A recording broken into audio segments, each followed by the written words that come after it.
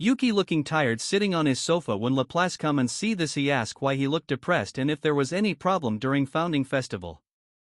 Yuki replies with a stressed look and says that Rimuru is suspicious of him. Kazel say that he did set Hinata against Rimuru and Rimuru must have found out about it by now. Footman explains how Yuki is the most wary person and he did not even intervene directly, and all the thing is done using Damrata and there is no evidence about boss being involved. Yuki mentioned how Rimuru is related to Shizu, and also he knows about our business with Eastern merchants and he think Rimuru got all the circumstantial evidence against him. Kazel asks if they need to reconsider their plan. Footman suggests that it is easy to bend Rimuru with their powers. Tia explained to Footman that how stupid he is and if that was possible they could have done it. Laplace says that it is not Rimuru that is problem but the person behind him, Storm Dragon Veldora, as no one can handle it even if they join forces. Yuki tells he is glad that each of them are more calm than he thought, as they mostly get out of control and start fighting around their nemesis. Tia and Laplace get angry by this and says that they are not that short-tempered. While the conversation was going on, Laplace get confused about Nemesis as he never met him and ask about him. Yuki mentioned Demon Lord Leon name and how he is doing business with him through Damrata and he will soon start doing it himself. Laplace get confused and ask that didn't they wanted to take revenge on him for killing President. Laplace swear that he won't start a fight and lose his temper even if he is more powerful than him. Tia shout loudly about how Clayman lost his cool and died and they will never repeat mistake and if they die they cannot take their revenge. Footman also join and says how acting on anger lead to mistake. Kazel mention how Leon is aiming for classified goods. Yuki tells them about classified goods to be the kids from Otherworld who were not fully summoned and became failed heroes with only a little lifespan as 5-year most. These summon were done on some undisclosed place without the knowledge of Western nations. It was the Damrata and his team formed Cerberus group that saved them, but they will never allow it to go public and will hand them over to Leon as his test subject. After thinking a bit, Footman asks why Leon wants so many failed heroes as they are going to die in 5 years. So there is no point in making them fighter and he do not see any value in them. Laplace suggests Leon may molest them. Tia laughs. Footman asks if it is true. Yuki tells that it may be the case. Both Laplace and Footman get shocked by hearing this, but Yuki mentioned not being the molester part but the fighter part. He also mentioned how there are 5 failed heroes he know that survived the ordeal and one of them is Shizu as they know her, and other are Kenya Misaki, Ryota Sekiguchi, Gail Gibson, Alice Rondo, and Chloe Albert. He tells them about Shizu's being elementalist and how the other children also able to control elements and if failed heroes can work on high-level ones then they can survive. Footman after learning this suggest that they think twice before handing the goods to Leon. Laplace understand that he is trying to create elementalists to serve him and it is possible. Yuki tells about helping him but a question arises about this, as Leon is a demon lord and if he want to create an army, then it is not hard to summon heroes himself but he is instead leaking theories about summoning spells to Eastern Empire and Western nation and he think his true goal is elsewhere.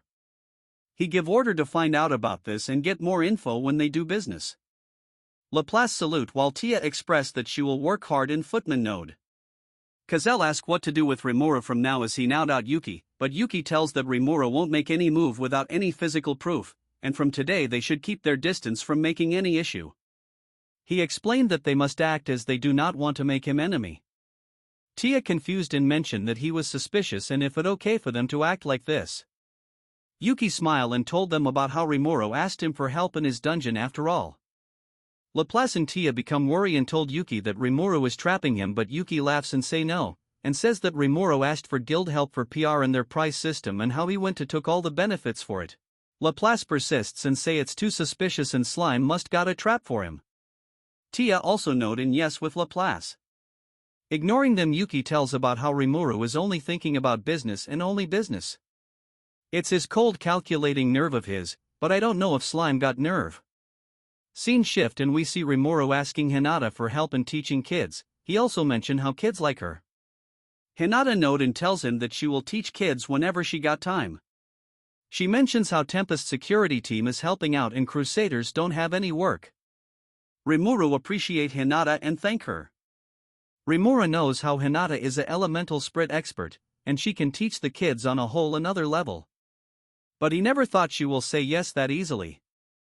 We see Hinata in next scene teaching kids, but she get annoyed when she found Rimuru being in classroom and taking her class while hiding behind a book. She asks what he is doing here. Rimuru replies that he is just observing. Sadly, Rimuru was sent out of the class, but he wished to be taught by Hinata. But now kids are safe with Hinata, and now that he know Yuki is bad guy, he will never leave kids with him. As for getting help in dungeon business, that is separate matter. Scene shift to Rimuru having discussion on dungeon with others and how the dungeon is doing high business. Veldora mention how the tutorial on floor 1 is helping new challengers, and Ramiris mention how the recording crystals selling at high price and they are earning high. Myalim says how the portal on each floor that are installed on exit and lead to 95 floor resting area are generating money as they are pricey, and visitors can get warm food and beds inside dungeon. It is contributing most. All the credit goes to Masayuki as he is the helping them as observer. Veldora looking happy, he tells how he already know how impressive Masayuki is, and he show his gratitude for his help in dungeon popularity. Masayuki while sweating high says, he didn't do much. Ramiris told that if he had not been working for Rimuru, she would bring him as his underling. Masayuki thinks how a member of Octagram made this dungeon and Strom Dragon is on 100th floor, why he is even here. Masayuki says now he knows why Myalim gives so much high price for the dungeon, as the Strom Dragon is final boss. Rimuru explain how they created the prize system for each boss. We will give 3 gold coin for winning 10th floor boss, the Black Spider. 5 coin for floor 20 boss, the Evil Centipede. 10 gold coin for 30th floor boss, Ogre Lord, and the price goes high with boss. We announce that anyone that able beat 100th floor receive 100 stellar gold coins. Veldora laugh because no one can defeat me. Masayuki shocked as prize is 10 million. Myalim mention how the target are nobles that send adventurers for prize. Ramiris mention how a party is clearing dungeon too fast. Veldora also knows and mention that they wear green cloaks and had reached 37 floor under 3 days. Green Fury is name of that team and their leader is key for their speed and power. Myalim ask about it. Rimuru mention that the leader is a element list and can use element communication. Rimuru ask for other observations. Next evening Diablo visit Rimuru and hand over the dungeon report. Reports show how tavern sales see 10% growth and dungeons high impact on city. Diablo serves tea while Rimuru taking a sip of tea suddenly gets shocked as the tea tastes different. He asked Diablo if he changed the tea leaves. Diablo asked Rimuru if tea is bad and Lord Rimuru did not liked it. Rimuru told Diablo that tea is good, but suddenly Shion appears and asks for sorry.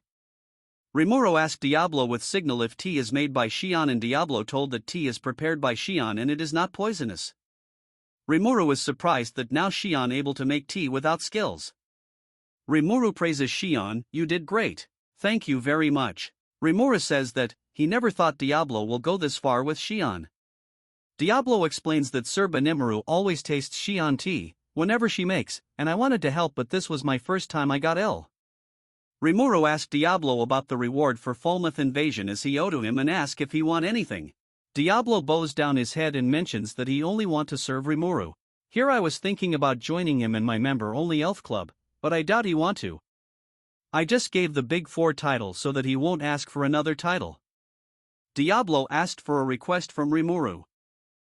Diablo mentioned that he was thinking of getting servants for himself. Rimuru asked if he want them for serving tea or stuff. Rimuru think that Diablo is powerful and may hate to serve tea to a slime. Diablo note and say no as he think taking care of Rimurus' personal affair is the most vital thing for him. Diablo mentioned that he needs servant for miscellaneous task like raising a nation to the ground. Someone I could send in my place to handle. Then he can always be on side of Rimuru. Miscellaneous tasks, huh? But Diablo not going to find any strong people around him that can take down a whole nation alone. No need to worry, sir, there are some old friends of mine that I want to invite. That sounds okay, but don't you need money? I doubt that they want money. In place of money it will be great to get a vessel for physical bodies. Oh right, demon need to possess. Okay, I will keep them ready when you return. Just make sure to not get hurt. Yes, don't worry, I am going to make sure they don't complain. Very well, my lord. It pain me to say Lord Rimuru, but I hope you will forgive my absence. After that Diablo went for a journey to find servants.